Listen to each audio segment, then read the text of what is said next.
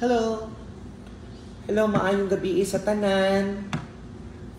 And nag-live lang din no para sa daghan mo nag-PM.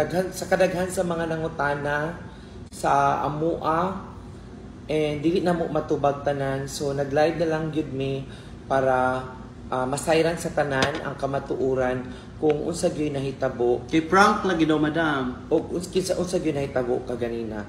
So si Ligaya mag 1 year na siya sa akoa unya wala gyud ko giisip na nako na siya nga usa ka igsuon sa mura na ako na siya anak, amiga, best friend, kauban sa balay, and niabot sa time nga ning sikat siya sa vlog, mao na nga gipapuyo na ko siya diri, wala na nako siya gipatrabaho kay na siya sweldo sa vlog.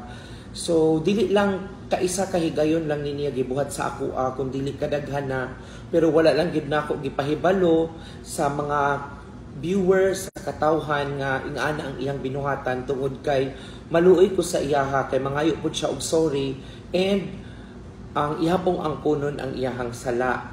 So way back last January nawalaan pud ko dinhi sa balay. January 1 worth 81,000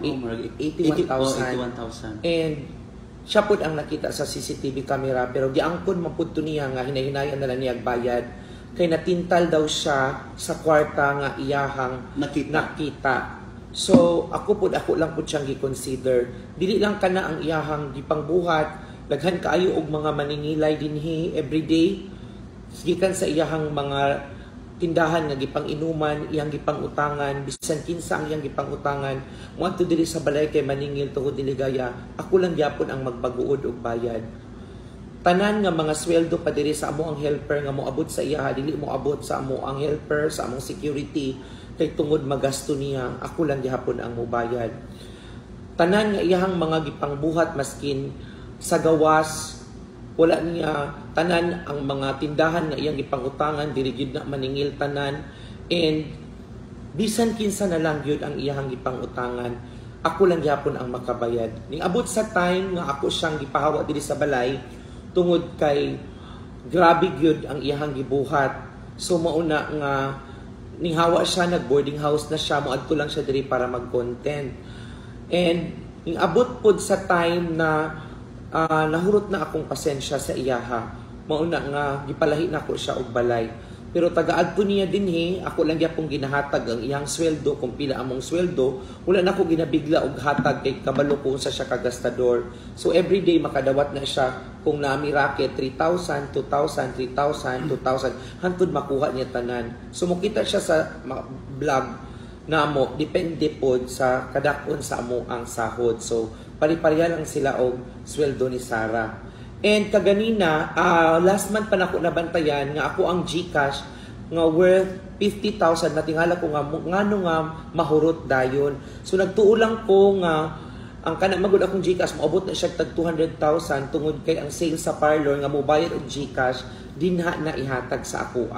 So mao na nga kaganina, kagabi pa lang daan atoy sulod nga 12,912. Pagkahuman kagahapon ay kaganinang buntag na-discover nako siya ang last nagunit sa akong cellphone, hiraman man na niya kay siya man ang nagagunit sa akong cellphone kay nagauban-uban siya sa pamanghiram siya. Wala ko kabalo, nakakabalo na dai siya sa akong password. Natingala ko nganong 912 na lang. So wala jud ko nahimutang, ako jud ang gipatan-aw sa ako ang secretary sa opisina sa City Hall, and dito nako na-discover nga ang kwarta di ay kada adlaw makuhaan. Kagahapon nakakuha siya 11,000. Taga-adlaw di ay siya iyahang kuha na kong cellphone, iyahang isend sa iyahang number ang GCash. And gikan pa sa June 21 antod kaganina ang iyahang pagpangawat sa kwarta nga gikan sa ako ang GCash ug mikabat kini og 199,500. So 500 na lang gyud ang kulang para mahimo siya og 200,000. So sakay wala na gyud ko nakapugong and sa ako ang kalagot, kinahanglan ko nako tagaan og leksyon, tagaan yun nako siya og kana bitong realization nga mali gyud ang iyang gibuhat kay sobra gyud kaayo pod ang akong kaayo sa iyaha. So sa tanang mga nangutana, tinuod ba nga naa sa prisuhan si Ligaya, tinuod na dili na siya prank?